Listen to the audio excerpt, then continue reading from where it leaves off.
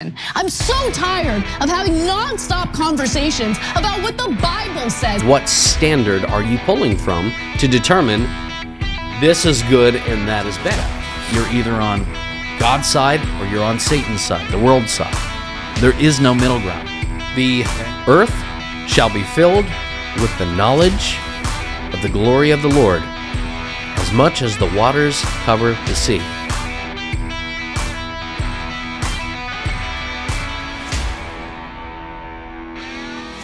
If anyone comes to you and does not bring this teaching, do not receive him into your house or give him any greeting, for whoever greets him takes part in his wicked works. Hello, everybody. Welcome back to the King of the Cosmos. My name is Nathan Razor, your friendly neighborhood Baldy.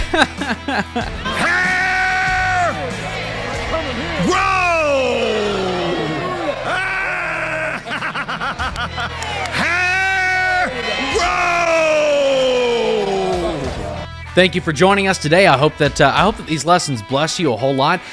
By the way, I'm going to remind you almost every single time, we have moved the location of the King of the Cosmos content. It is now on its own Facebook page, its own YouTube page, and so you want to go over there, you want to give it a like, you want to subscribe, and you want to share these messages around, because I know that these bless people, and you have told me that these bless people, so continue to do that. Continue to share them to your Facebook pages, to Twitter, to whatever else social media, whatever other social media outlet you have, and that way we can continue to reach those people, because you never know, you could perhaps reach somebody that I can't reach. Perhaps there's something in what I say on these episodes that will prick their heart in a particular way that normally normal ways of evangelism wouldn't really work. So, hey, share it to your Facebook page. You never know.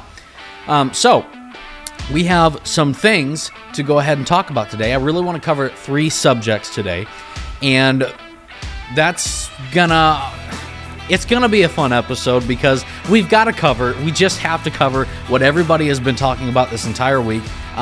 Tons of memes have been created non-stop about this event, and of course I'm talking about the Will Smith smack against Chris Rock. Jada, I love you. G.I. Jane 2, can't wait to see it. All right?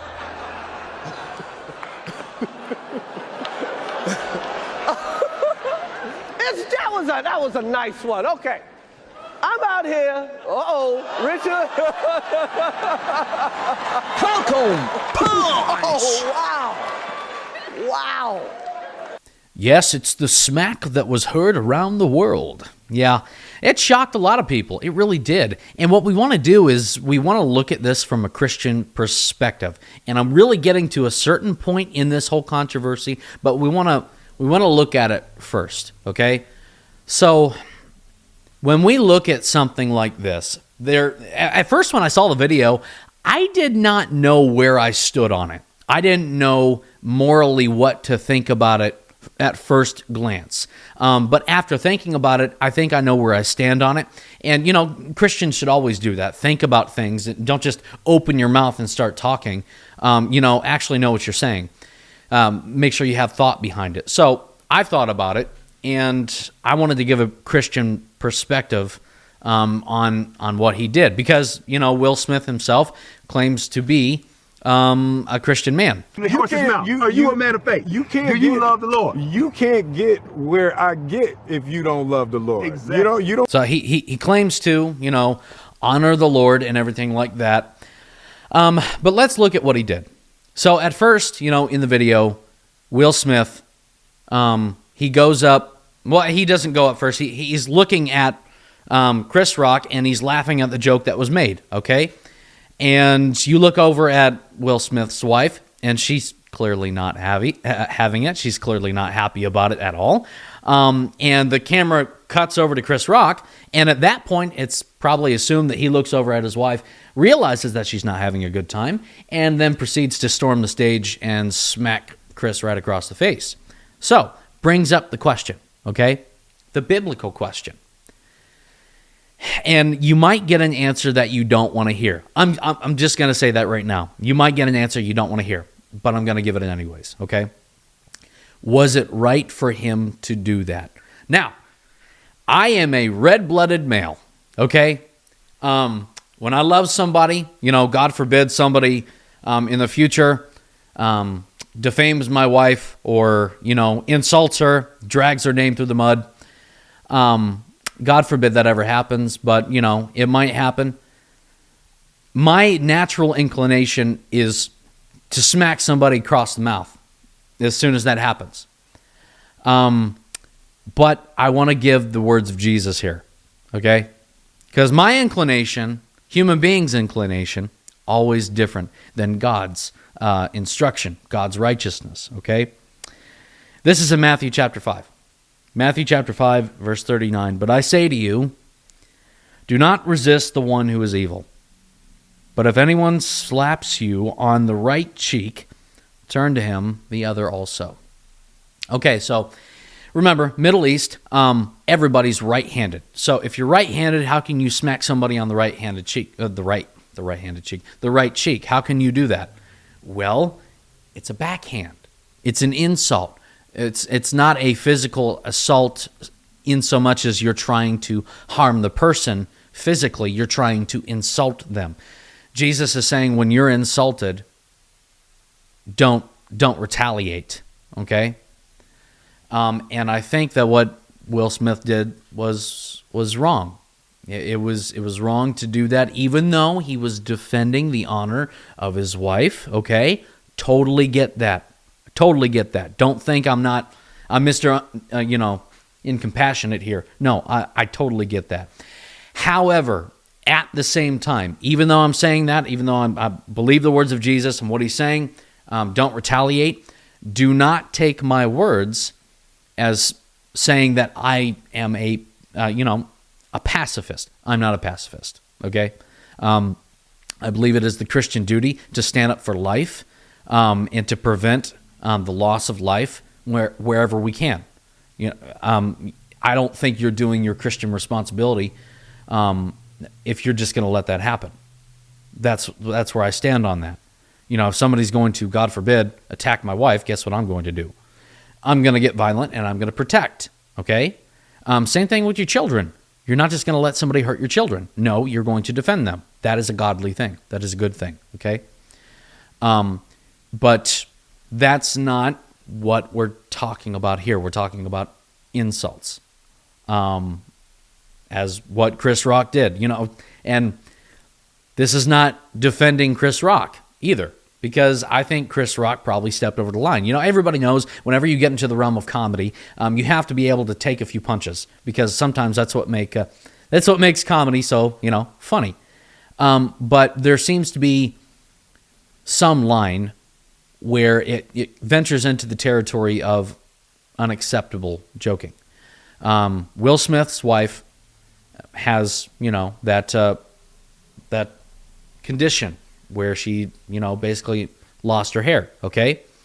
And Chris Rock is up there joking about it. That's not right. I don't think that that's right. And being a Christian, I can't support that. I support comedy. Believe me, I support comedy. I love comedy. But there seems to be a line, and I think he crossed it, and I think Will Smith knew that he crossed it. But then again, Will Smith's reaction is just not what I would consider to be the right reaction. Now, I say all of that, I really do. I say all of that to get to what Denzel Washington said to him, okay? I love what he said to him. And Denzel Washington claims to be a Christian. I'm not the Brotherhood Police, and I don't go and verify that with him personally. I haven't found out anything that contradicts that, but that's not my job. So Denzel Washington, okay, he said to Will Smith, quote, "At your highest moment, be careful. That's when the devil comes for you." That is so good. I heard that, and I'm like, oh man, that is really, really good. That really reflects the Proverbs, doesn't it? Proverbs 16:18. Pride comes before what? Destruction. A haughty spirit before the fall. And it does not matter who you are. It does not matter what position, what standing, what reputation you have in the society around you. You can abuse your position, and you can get to the point in pride where you think you are all that, and the devil comes for you, and he seeks to drag you down and keep you down, okay? He wants you furthest away from God that you can get. So, loved what he said. I loved what he said, and I just wanted to talk about that, give it a Christian perspective, as we should do with all things, okay? Always have a Christian perspective on things. Hold on, coffee break. Okay, switching topics. Now, this is an interesting one, but it's something that is happening, and it's something that Christians need to consider, okay? This isn't doomsday, doom and gloom, oh, watch out, this is going to happen, and then give you no context and give you no encouragement, give you no teaching as to how to get out of it, okay? But this thing about social credit scores, it's going up in popularity in the United States. I'm going to read you an article that, granted, it's old. It's from August 2021, but this is still being talked about, okay? And it has serious implications for followers of Jesus Christ. Don't listen to me, okay? Do not ignore this. Don't ignore this. You need to start prepping your mind and your heart now, okay? Because as it was in pretty much all of church history, whenever you try to follow the Word of God, whenever you try to follow the truth, there are going to be societal, even legal repercussions. So let me read this from The Hill, August 2021. PayPal announced a partnership with the left. Oh, hold on. Excuse me. There we go. PayPal announced a partnership with the left-wing Southern Poverty Law Center to investigate the role of, quote, white supremacists and propaganders of anti-government rhetoric, subjective labels that potentially could impact a large number of groups or people using their service. PayPal says the collected information will be shared with other financial firms and politicians. Facebook is taking similar measures, recently introducing messages that ask users to snitch on their potentially extremist friends, which, considering the platform's bias, seems mainly to target the political right. At the same time, Facebook and Microsoft are working on several other web giants and the United Nations on a database to block potential extremist content. Okay, so what does this mean for the Christian? Now, you could be a Christian who is apolitical. I don't necessarily agree with that, but that's okay, okay? You could be a Christian who's apolitical, doesn't even pay attention to anything in the political sphere, even when it goes into moral things, biblical things, that Christians should have a voice on in proclaiming the lordship of Christ, okay? You could be that, all right? Neither left nor right, neither Democrat or Republican, okay? You could be none of those things. You just want to be a follower of Jesus Christ. This is still going to affect you, okay? Because even though you're just trying to be a Christian, guess where you're going to be lumped? You're going to be lumped into the group that they are targeting right now, which seems to be the right. They seem to be targeting everybody on the right who holds up to biblical standards, a Judeo-Christian worldview. Anyone who holds to biblical values when it comes to marriage and the family. Anybody like that, you fall into that category, and therefore you are white supremacist and you are on the right. Okay, if you're going to stand up for the truth of God, you're just going to be lumped into one of those groups. And so, what companies are preparing to do right now is that they're preparing.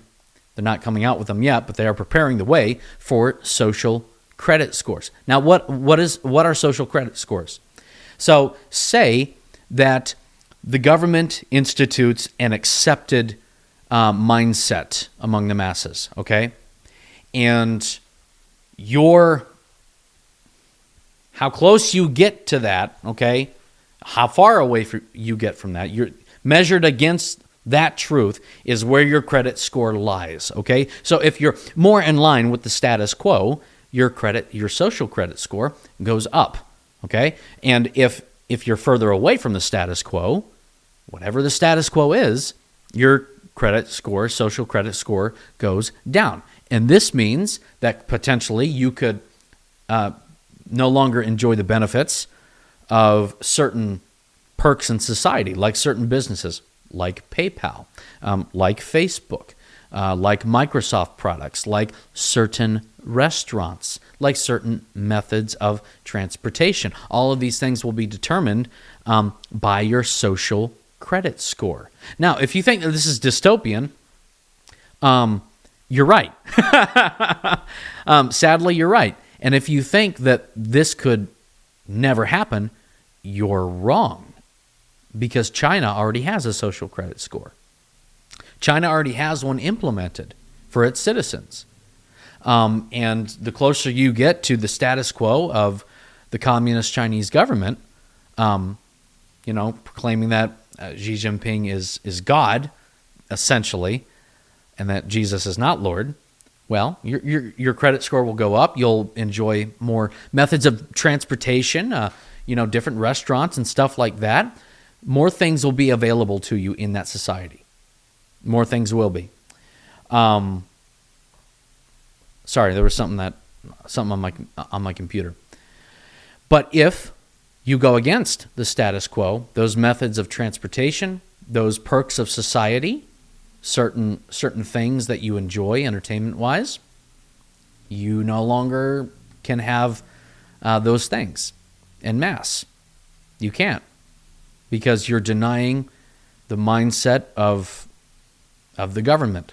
And this, why do I bring this up? Because number one, there are preparations for this right now. Number two, this has been going on in one form or another for a very long time. We are very, very blessed in this country to have all of the perks that we do. Entertainment. I just saw Spider-Man, a few months ago. Wow, a few months ago. I'm going to go see Morbius this weekend with my girlfriend. And, there are so many things that we get to enjoy here. So many things. Refrigerators, microwaves, AC, heating in a building that for so long in human history were simply not enjoyed. And at a certain point, we become so acclimated to those things, to having those things, that the thought of not having those things is really, really bad. Really, really uncomfortable, and we don't want to think about it. We don't want to think that we could enjoy less than what we are enjoying now in the free country that we have. But the thing is, the threat is there, that these things could be taken away from you simply because you hold to biblical values. You hold to a biblical worldview. You actually believe that God exists. You actually believe that Jesus is Lord over all the world, over all the kings of the earth. He is Lord of all of them. Not Jesus is Lord with the other kings of the earth. No, he's Lord over them all. All power, all authority has been given to him in heaven and on earth. You believe that, and the world doesn't. You believe in biblical marriage, and the world doesn't.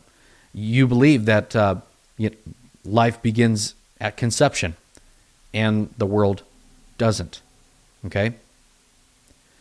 And what's going to happen if we don't try and preach the gospel and proclaim the lordship of Christ is that this country is just going to turn into a big Babylon, essentially. I don't mean to get poetic, but at the same time I do. And I was talking with one of my brothers in Christ yesterday about Daniel and about Shadrach, Meshach, and Abednego. And what they said, what those men said, was we're not going to worship the statue that you made, O King Nebuchadnezzar. We're not going to worship it, because we know that our God can prevent us, can save us from going through the fiery furnace that you have threatened to us. And even if he doesn't, we still won't worship that image. We will worship Yahweh and him alone. So, compare that to today. If all of your comforts of this society are taken away, what are you going to do?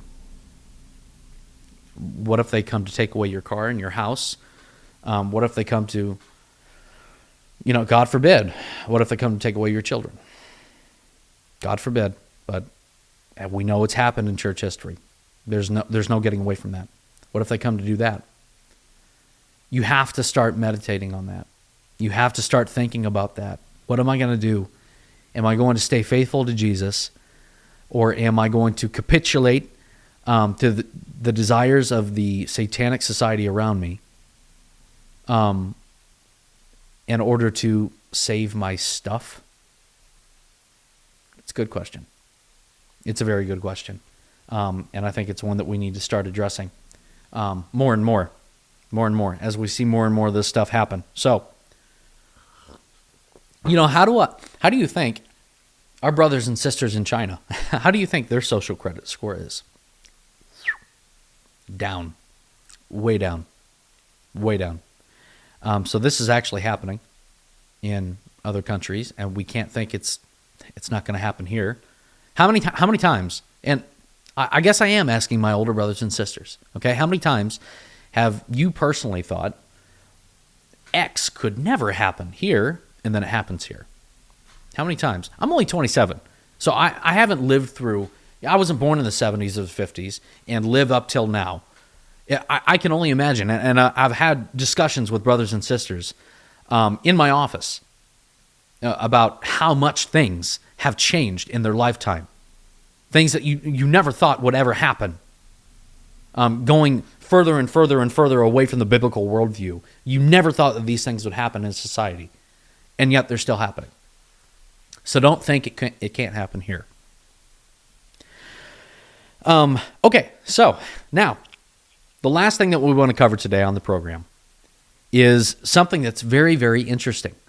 And it's something that's, I think everything is interesting. It's something that a lot of Christians have a lot of questions about. It's a good question. And this comes from a very good friend of mine. And it's why I read 2 John 1 through 11, 10 through 11 at the beginning of the program, okay? And I want to read it to you again. I'll just read it from you here. These are his words, okay? John writes, "If anyone comes to you and does not bring this teaching, do not receive him into your own house or give him any greeting. For whoever greets him takes part in his wicked works." John, and then he ends the quote, and he starts talking. John, in dealing with the issue of false teachers, especially those who deny the physical nature of Christ, he indicates that one cannot even give them the smallest level of support, such as a greeting, though this greeting is probably closer to what we would think of as well wishes or good luck. I try to, and here's really where the question starts, okay? He understands the context. He understands the context of this verse, that he's talking about fellow Christians that deny the teaching of Christ. People who claim Christ but deny certain aspects of it, who hold to doctrines of demons, don't even have fellowship with them. But then he says this, "I try to apply this principle of not taking part in evil works in many different aspects of my life, such as where I spend my money and what I should buy. But I often struggle But I often struggle to what extent I should or shouldn't follow this principle, such as how far off does a company have to be from my values to the point where I can't buy a share of it or buy products from it? Can I financially support a streaming service that produces immoral movies if I simply don't watch those movies? Does one immoral policy decision mean I can't give my vote to a candidate or give them money?" I love those questions. Those are so good, and they're so applicable today. They're applicable at every point in Christian history. But let's talk about this. First of all, I don't think that the principle is there in that text for supporting evil works of the world, but I know what you mean. I know what's meant there, okay? And I've thought about this too. I made a video. Oh man, how long ago was that? Probably a year and a half ago. In fact, I was standing in this spot. And what was happening at the time was, well, Netflix had decided to go ahead and put out that movie. I can't remember what it was called. Excuse me. And it was child porn, essentially. It was all pedophilia. About little kids wanting to become strippers or something like that. And, everybody naturally was like outraged. Everybody was. And I decided for the time that I was just going to cancel my Netflix subscription and come back to it later. There are some people that go down to the gas station down here, and because they sell bongs and they sell marijuana and they sell stuff like, well, they don't sell marijuana there, but they sell the pipes and stuff like that, that they don't buy the gas there. Okay, I am not, here's my position on this. I am not going to make a law where God has not made a law. I am not going to bind my conscience onto somebody else. Too many people in the church do that. Too many people. Something bothers your conscience and you bind it on somebody else. And I'm not accusing the person here. I'm not accusing the person writing this of suggesting that. I'm being very general now. We shouldn't bind our consciences on other people. You need to follow what your conscience is saying. Okay? If it does not contradict the word of God, you need to follow what your conscience is saying. Martin Luther said to go against conscience is neither right nor safe. You may encounter something that does not bother your conscience, but bothers your brother's conscience or your sister's conscience. And there's something that may bother yours that doesn't bother theirs, vice versa. And you need to give each other the liberty to make those decisions for themselves. Okay? We need to make sure that we are giving people the liberty to make those decisions for themselves. They'll stand before the Lord just like you will. Okay? So, where do I stand on this? Because I really think that this is an opinion kind of thing. And I view it like this. First of all, there's a foundation, there's a standard, there's a baseline, if you want to call it that. You're not going to find anybody, any company, any political candidate, any streaming service, anything like that is devoid of sin. Why? Because we're in a fallen world.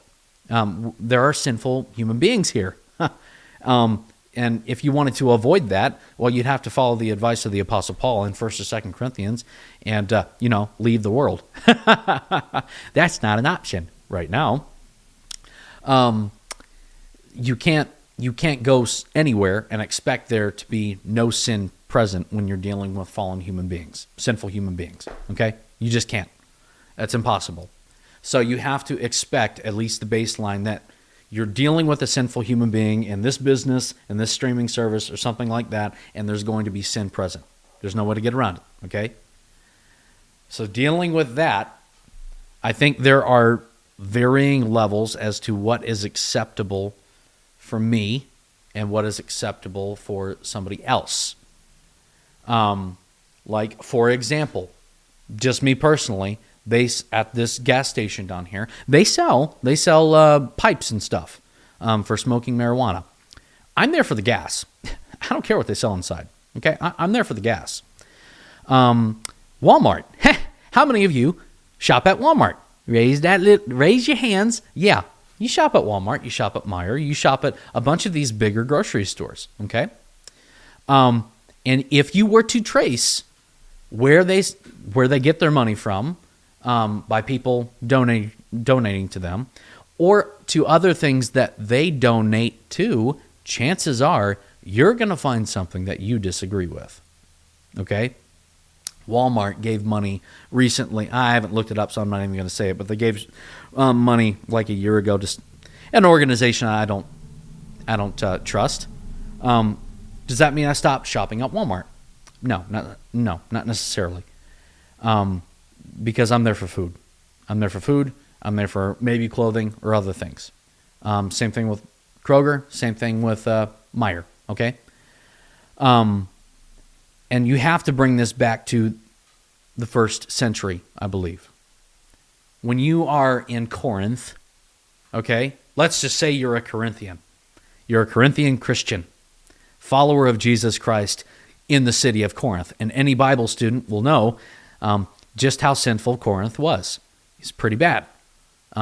Idolatry, rampant, all sorts of sexual activity in the temples. I mean, you go anywhere in that city and you'll find sin, okay? Corinth was really that bad. Oh, move my table. And you have to think, as one of those disciples, where are they getting their food at? Most likely they're probably not farmers, okay? Maybe some of them are.